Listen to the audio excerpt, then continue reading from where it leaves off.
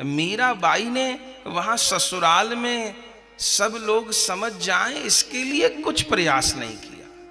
वो समझा सकती थी अपनी सास को, इतनी बड़ी संत थी, समझाती तो कुछ होता शायद। पर एक कोई प्रसंग बताओ कि मीराबाई ने किसी को समझाया हो कि आप मुझे क्यों दुख दे रहे हो, भगवान का भजन ही सार है, आदि आदि। किसने कहा? किसी को नहीं कहा। राणा को भी नहीं कहा कि मुझे क्यों मार रहे हो भाई, मैंने तुम्हारा क्या बिगाड़ दिया, 2 रोटी खा रही हूं और जिस घर में ब्याह के आई कहां चली जाऊं।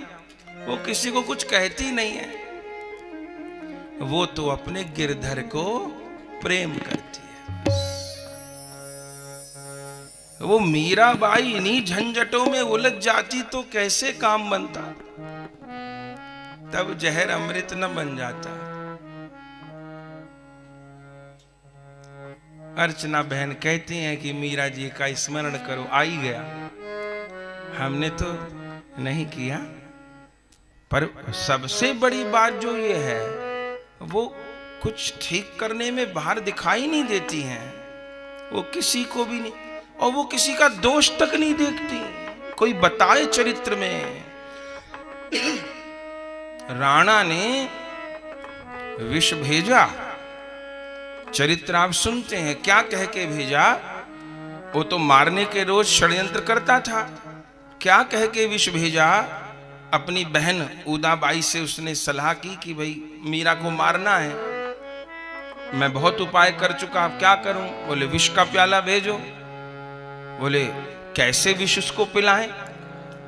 तब जो उदाबाई ननंद थी मीरा जी की, उसने अपने भाई विक्रम को कहा, तुम ये कह के भेजो कि चरणामृत है।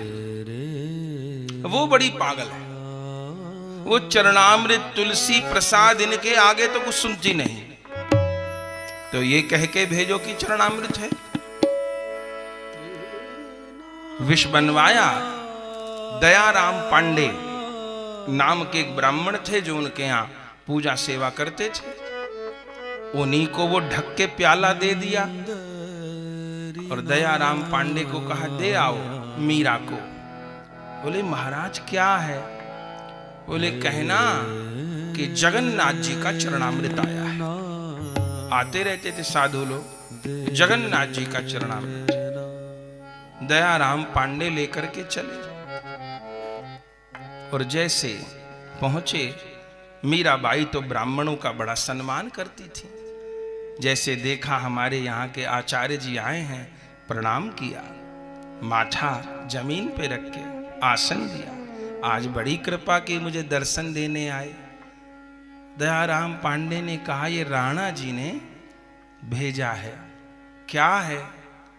कहते हैं कि चरणामृत है। वो दयाराम पांडे को भी लगता था कि कुछ गड़बड़ तो है, क्योंकि ये लोग तो फूटी आंख नहीं देख सकते, आज चरणामृत कैसे भेज दिया। और दूसरा, भेजते तो मुझे क्यों बुलाया? कोई और नौकर चाकरों की कमी है जो मुझे मंदिर से मुझे ही बुला के भेजेंगे?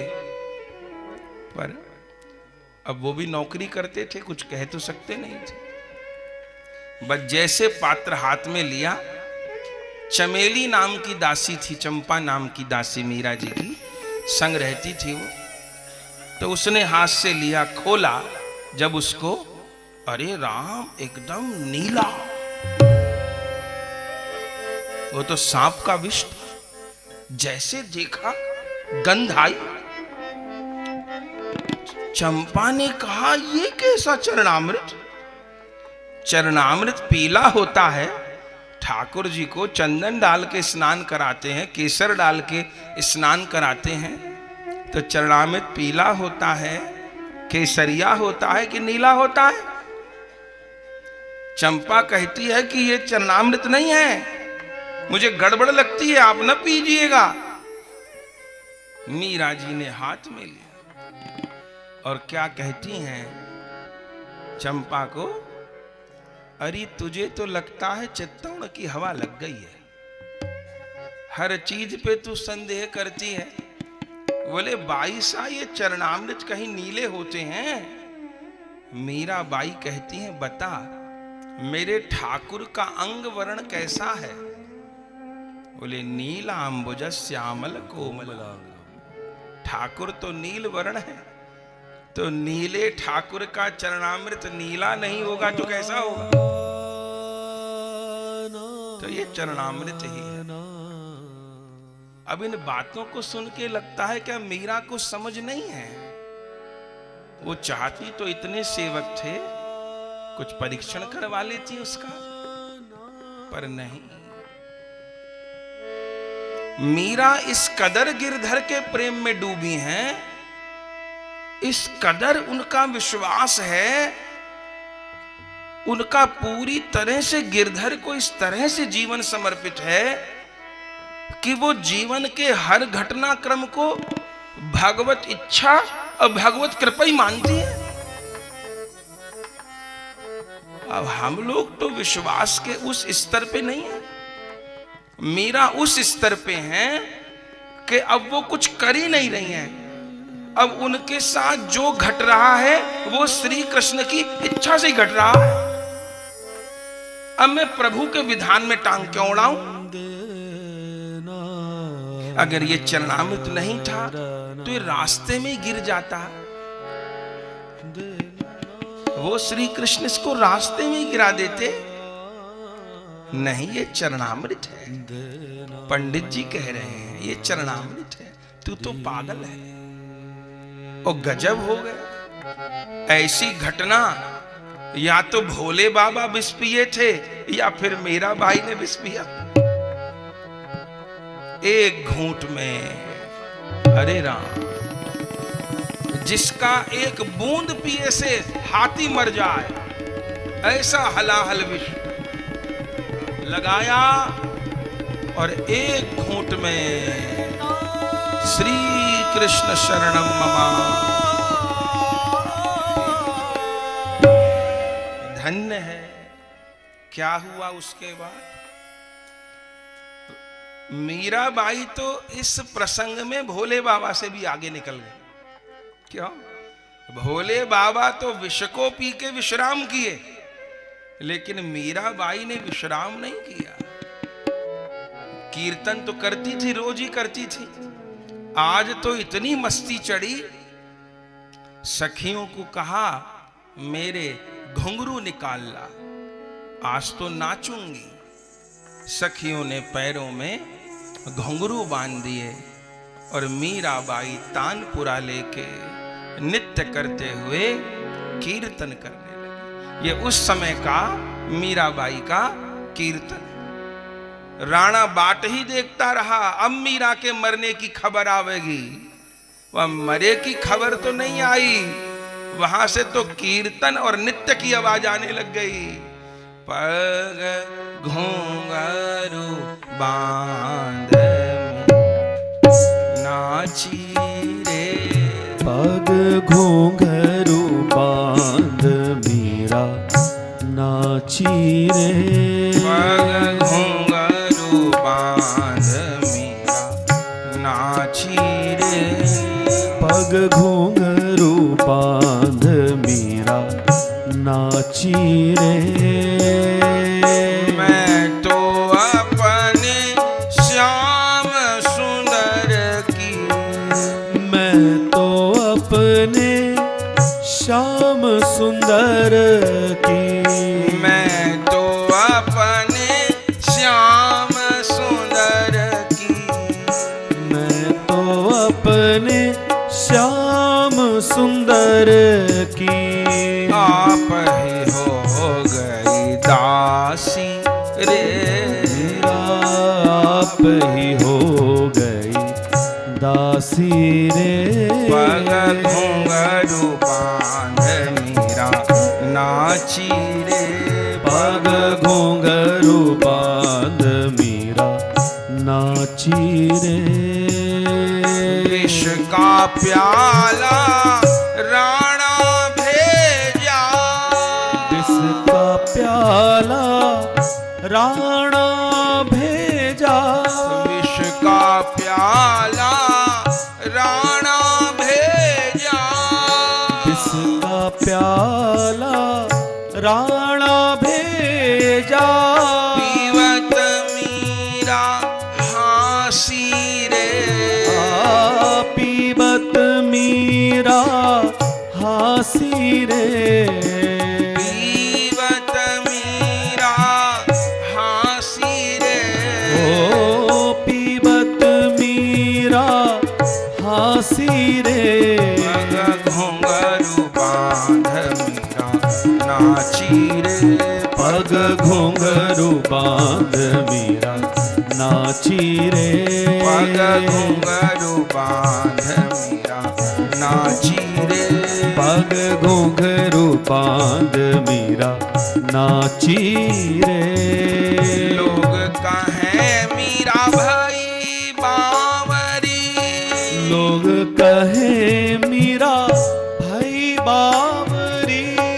लोग कहें मीरा भाई बावरी।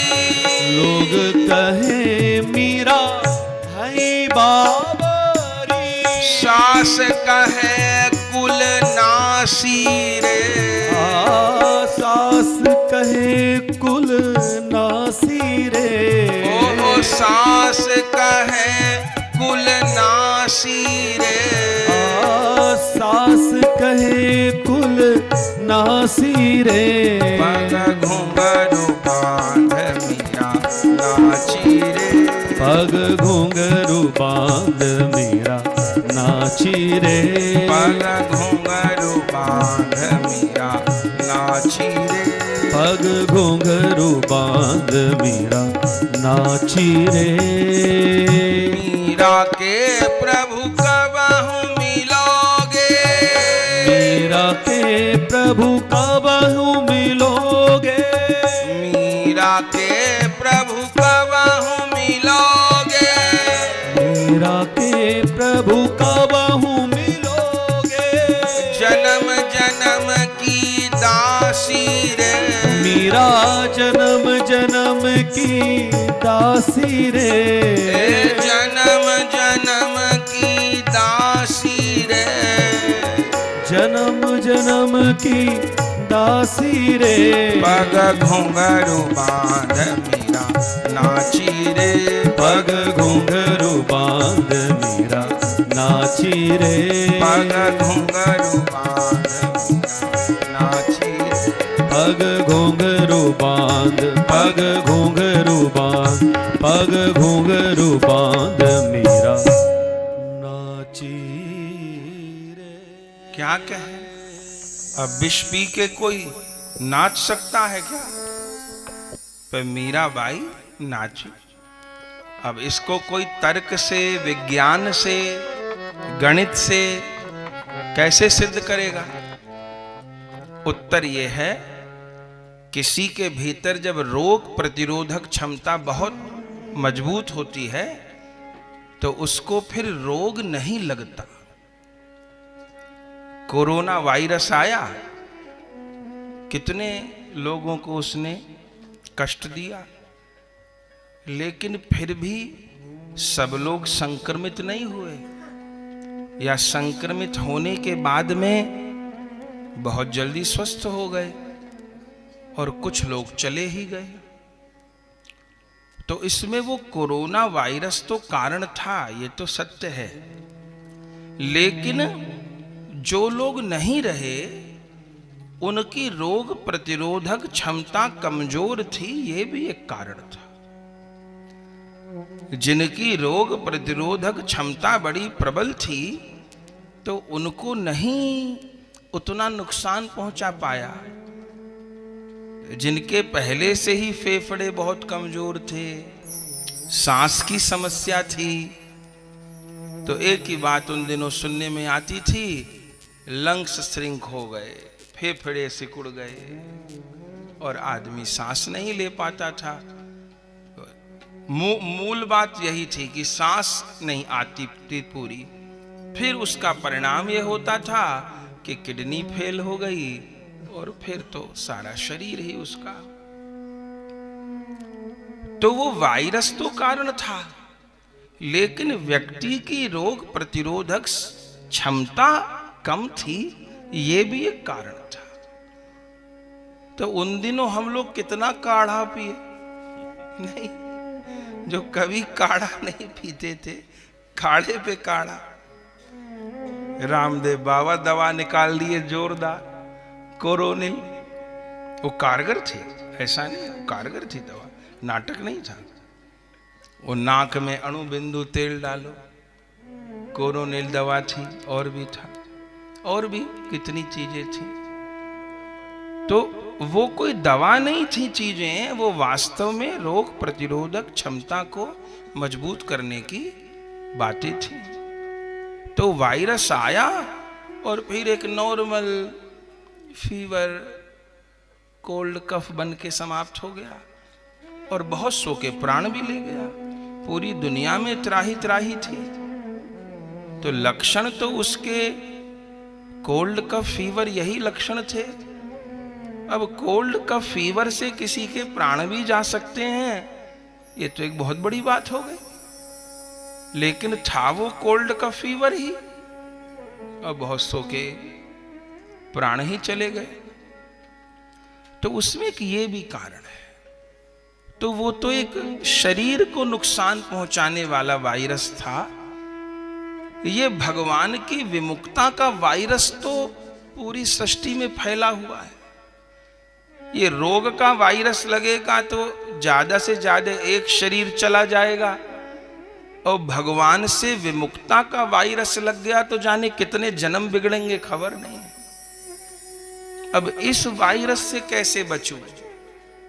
ऐसे ऐसे विद्यालय खुल गए हैं जहां पर ये बताया जा रहा है, माने बच्चों को पूरी तरह से नास्तिक बनाया जा रहा है।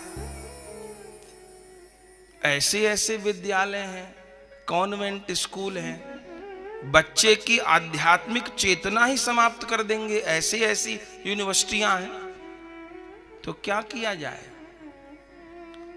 तो अपनी रोग प्रतिरोधक क्षमता को प्रबल करना होगा। तो ऐसा नहीं कि वो विष अमृत हो गया था, क्योंकि पूरा प्रसंग नहीं बोल रहे। बाद में उस बचे विष को जिस वैद्य ने बनाया था, राणा ने उसको परीक्षण करने के लिए पिलाया, वो वैद्य मर गया। बाद में मीरा जी ने जिवाया, अलग बात, वो वैद्य मर गया। माने विष के प्याले की तली में जो 2 बूंद विष बचा था, उसको पी के वो वैद्य मर गया। जब परीक्षण करवाया, जांच पड़ताल राणा ने करवाई, तो जिस वैद्य ने विष बनाया था उसको पिलाया कि तू झूठ बोलता है, तूने विष नहीं, वो मर गया। 2 बूंद से वैद्य मर गया और भरा प्याला पी के मीरा का कुछ नहीं हुआ। कारण क्या था कि उन्होंने गिरधर के प्रेम का अमृत इस प्रकार पी लिया था कि विष उनके लिए निष्फल हो गया।